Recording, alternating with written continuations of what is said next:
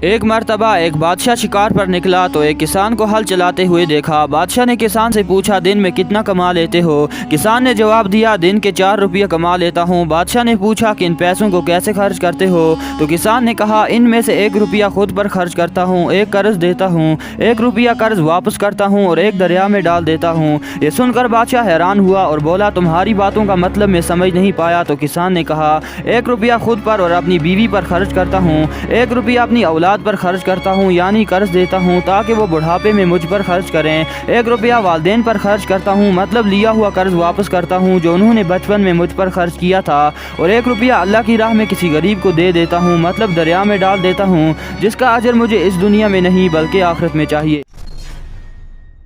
ایک مرتبہ کچھ لوگ حضرت عبداللہ بن عباس رضی اللہ تعالیٰ عنہ کی مجلس میں حاضر ہوئے اور کہنے لگے کہ ہم حج کے ارادے سے نکلے تھے لیکن ہمارے ایک ساتھی کا انتقال ہو گیا۔ جب ہم نے اس کی قبر کھودی تو دیکھا کہ ایک کالے سانپ نے پوری قبر کو گھیر رکھا ہے۔ اس کے بعد دوسری جگہ قبر کھودی تو وہاں پر بھی وہ سانپ موجود تھا۔ اب ہم میت کو چھوڑ کر آپ کے پاس آئے ہیں کہ اب ہم کیا کریں؟ تو حضرت عباس نے فرمایا کہ وہ کالا سانپ اس شخص کا برا عمل ہے جس کا وہ عادی تھا، جاؤ اسے اسی قبر میں دفن کر دو۔ اللہ کی قسم اگر تم اس کے لیے پوری زمین کھود ڈالو گے پھر بھی وہ سانپ اس کی قبر میں پاؤ گے۔ پھر اسے اسی قبر میں دفن کر دیا گیا۔ جب لوگوں نے اس کی بیوی سے اس کے برے عمل کے بارے میں پوچھا تو وہ کہنے لگی کہ یہ غلہ بیچا کرتا تھا لیکن غلے میں ملاوٹ کر کے لوگوں کو دھوکہ دیتا تھا۔ دوستو اسی برے عمل کی وجہ سے اللہ تعالیٰ نے اس پر یہ عذاب نازل کیا۔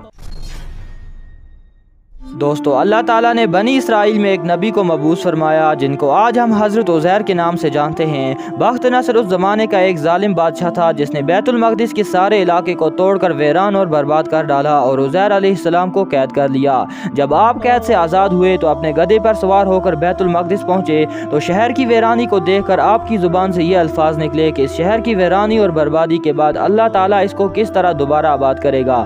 یہ کہنے کے بعد آپ سو گئے تو اللہ تعالیٰ نے عزیر علیہ السلام کو 100 سال تک موت دے دی اور آپ کا گدھا بھی مر گیا۔ پھر 100 سال کے بعد اللہ تعالیٰ نے آپ کو دوبارہ زندہ فرمایا اور آپ کے سامنے آپ کے مرے ہوئے گدھے کو بھی زندہ کر دیا۔ یہ دیکھ کر حضرت عزیر علیہ السلام کی زبان سے نکل آیا میں اچھے سے جانتا ہوں کہ اللہ ہر چیز پر قادر ہے اور جو چاہے کر سکتا ہے۔